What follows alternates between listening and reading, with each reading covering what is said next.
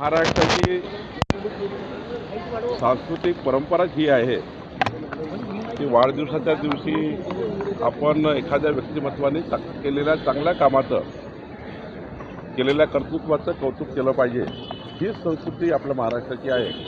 मला वाटतं उद्धवजींनी जे काही देवेंद्रजींच्या कामाबद्दल, त्यांच्या व्हिजनबद्दल, देवेंद्रजींनी 2029च्या विकसित महाराष्ट्राच्या केलेल्या संकल्पाबद्दल आणि विकसित महाराष्ट्र करण्याचा जो देवेंद्रजींचा एक संकल्प आहे, त्या संकल्पाला खऱ्या अर्थाने एक जोड मिळाली आहे. आणि उद्धव ठाकरेजींनी केलेलं कौतुक हे या राज्याच्या राजकारणाकरता, सर्वच पक्षाकरता अत्यंत महत्त्वाचं आहे. सर्वच पक्षांनी भूमिका घेतली पाहिजे.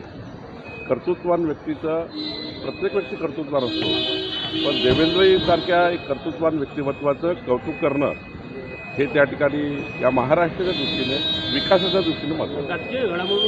राजकीय घडामोडीकडे याच्याकडे लक्ष देऊ नका.